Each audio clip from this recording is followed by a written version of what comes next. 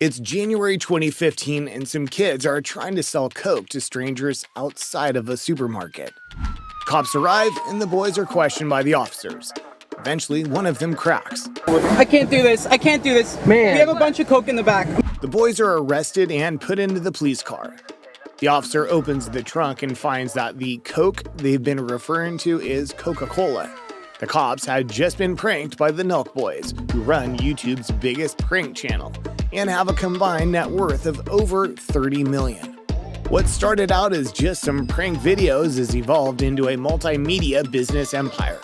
In this video, we'll look at 10 surprising facts you should know about these guys. So the first thing we're looking at is probably not a surprise for longtime fans of the boys, but anyone new to the Nelk Boys will be surprised to know that they have actually been arrested by the police. In April 2021, Kyle got arrested for impersonating a mall security officer in Texas. The official Nelk Boys Twitter account posted, "Kyle was just arrested and taken into jail in Dallas, Texas." It wasn't long before the hashtag #FreeKyle was trending. Kyle was arrested for disturbing the peace. But this was not the first and definitely not the last time these guys were in trouble with the police. In fact, it was their famous "wanna buy some coke" prank that launched them into stardom. They essentially approached random strangers and asked them if they wanna buy some coke. While people think they're trying to sell cocaine, they're actually selling Coca-Cola. For this prank, they received a warning for the LAPD. For Kyle's arrest in 2021, a $750 bond was needed to get Kyle out of jail, which, as we'll get into, is not a lot of money for these guys. These guys have over 7 million subscribers on their YouTube channel. They receive 20 million views a month and have had over 1 billion views in total. However, the boys don't make any money from YouTube at all. The channel was demonetized during the pandemic for throwing parties during the lockdown. This gave them a temporary ban with the implication that if they continued, it could be banned permanently. But the Nelk Boys don't rely on YouTube monetization. If they did, this would severely limit what type of pranks they could do. As Kyle explains, every video we're swearing. We're doing some stuff that could be questionable or illegal. We're making sexual references or drug references, so we're making no money on YouTube at all. So the guys use other ways of making money. A lot of money is made through their Full Send brand. In January 2022, they sold an NFT called Full Send MetaCard, which generated $23 million in revenue. According to the company, Nelk sold $50 million in Full Send merchandise last year and could surpass $70 million this year. Not every crazy thing Nelk do is caught on camera. So in 2021, they launched their Full Send podcast as an opportunity to share some of their legendary stories. It's also a way for them to talk about their business ventures and talk with some pretty amazing people too. In the space of 5 days, the channel received 315,000 subscribers. 1 year later, the podcast YouTube channel has 1.4 million subscribers and has included guests such as Post Malone, Snoop Dogg, and former President Donald Trump. It's become one of the most popular podcasts in the world in just a year. The podcast debuted at the top of the iTunes chart in the US and is also charted in the UK, Germany, Italy, Spain, Australia, and of course, Canada. The Trump podcast was particularly controversial as Trump continued to talk about the 2020 election, and the video was eventually taken down by YouTube. Responding to this, Trump said, "Incredibly, but not surprisingly, the big tech lunatics have taken down my interview with the very popular Nelk Boys so that nobody can watch it or in any way listen to it." But with Nelk and Trump in the same room together, controversy was bound to happen. This controversy also sparked a feud with Jimmy Kimmel, who joked about the podcast on his late-night TV show. He said, "One of the great things about Trump is it doesn't matter who's interviewing him. It can be George Stephanopoulos or 3 doofuses who brought a 12-pack of hard seltzer along with them. He's going to answer the same way." Kyle responded to this by saying Kimmel used to be way funnier, but now is just washed up and irrelevant. He also added, "Late night is where comedians go to die. Pack it in and let the big dogs take over, pal."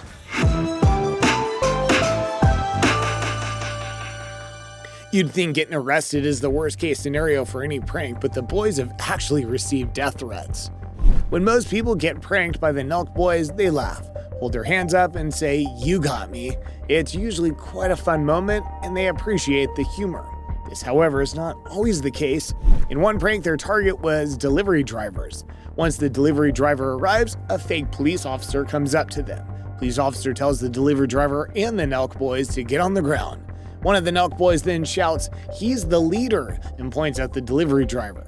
They tell the officer that he's a fake Postmates driver. Then they give the officer $50,000 and tell him to forget about everything. Eventually, they tell the delivery driver that it's all a prank. On one occasion, the delivery driver did not take this well. He replied, "I'm gonna F you guys up." He then puts the phony police officer in a chokehold before the others managed to pull him off. He then threatened to kill them and mentioned that he had a firearm in his car. Soon, the actual police arrived and things got straightened out. Thankfully, nobody got hurt. The Nelk Boys caused one of the biggest parks in Europe to close down, and they weren't even pulling pranks. Phoenix Park in Ireland is the 10th largest urban park in all of Europe and is over twice the size of Central Park in New York. But the police had to close this public park because of the Nelk Boys. The group was touring Europe and tried to organize a meetup with fans. They decided to meet up in Phoenix Park in Dublin. It was a huge open space and nothing could possibly go wrong. But when you have millions of subscribers and ask some of them to meet up, you can expect a big crowd. Soon, teenagers came in the droves. They could be seen running through the roads on the way up to the park. Some were even letting fireworks off outside the park. The Nelk Boys honestly had no idea how crazy it was going to get. They said, "I don't know how many people showed up, but the cops effing closed the gate. They shut the place down. We chose a public place on purpose, so we thought they couldn't shut it down."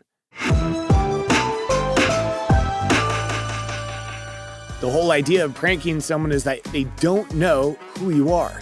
Unfortunately for the Nelk Boys, they are so popular in Canada that they get spotted too often. I think in Canada, it's just that we're too popular. "The effing Canadian fans just rep us so hard," said Kyle in one video. In 2017, CelebritX sent out posters with pictures of them on it with the caption, "Management Fraud Alert." This was a similar situation for legendary prankster Sacha Baron Cohen, who could no longer do pranks in the UK, so moved towards the US. The Nelk Boys are more or less avoiding Canada due to their increased fame and notoriety, and are predominantly pranking south of the border in the US. So to any Canadian viewers watching, you're safe for now.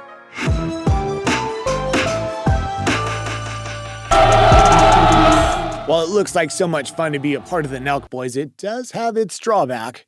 Jesse Sebastiani has been increasingly absent from the group since 2020. He later explained his absence in 2020 on his Twitter account. He tweeted, "Honestly, I love what we do, but fuck, I hate being such a target.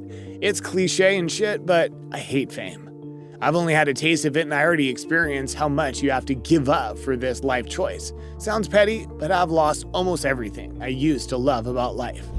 He went to say that once you become famous, your normal life with family and friends is gone forever. It's all exciting, then you realize this is your life. For some, they feed off it. Personally, feel I lost natural interactions and relationships, just doing normal shit. You're always the center of attention, every conversation's about you. This came shortly after a prank went wrong when Kyle was fake sneezing on customers in Walmart and someone punched him in the face. When pulling a prank, you're essentially taking a risk as to how a stranger might react. Life as a Nelk Boy is not for everyone, which brings us on to our next fact.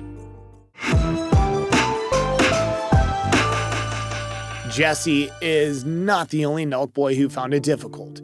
As you know, the Nelk Boys changes members frequently. However, Nelk stands for Nick, Elliot, Lucas, and Kyle.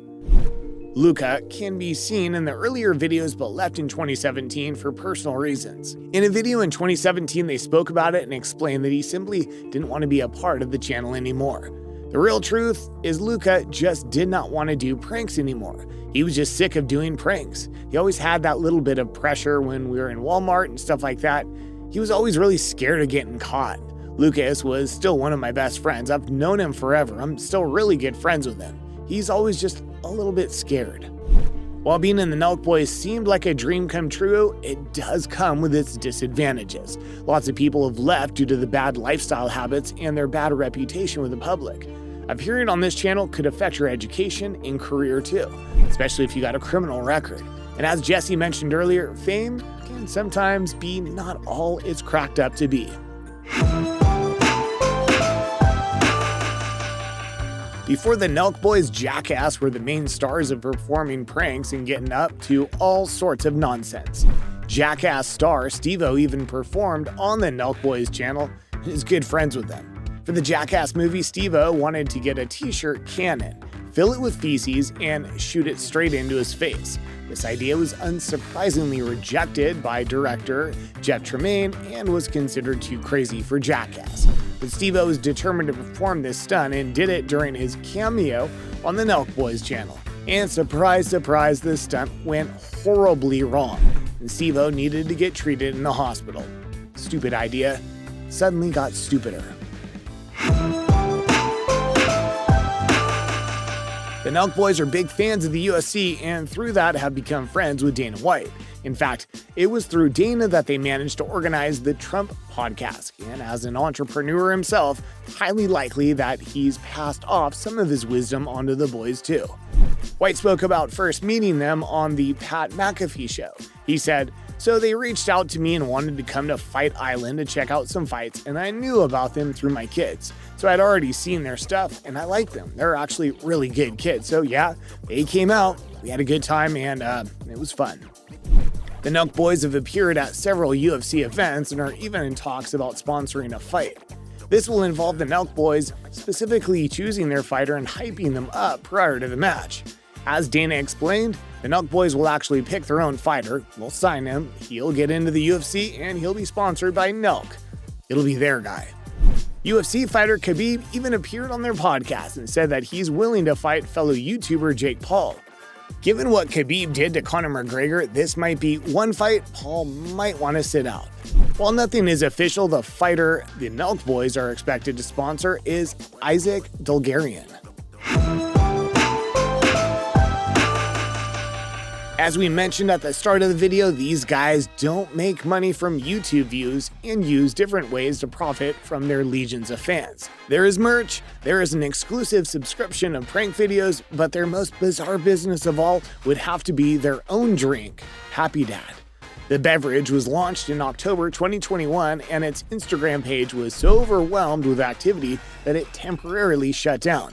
The page received 600,000 Instagram followers within a week and racked up more than 5 million views on its announcement video. YouTube money is pennies compared to building businesses like a Seltzer, Kyle told the New York Times. "We're not going to sacrifice our content or change to make $500,000 a month from YouTube. Maybe in the short term, we're not buying Lambos like other YouTubers, but we could have a multi-billion-dollar business on our hands with this hard seltzer." And that brings us to the end of the video. We're relatively new fans of the Nelk Boys, so if you have any interesting facts about the guys to share, please feel free to do so. And if you like this video, please like and subscribe. We've got plenty more videos about celebrities, YouTubers, and anyone else making waves in the world of entertainment. Thanks for watching.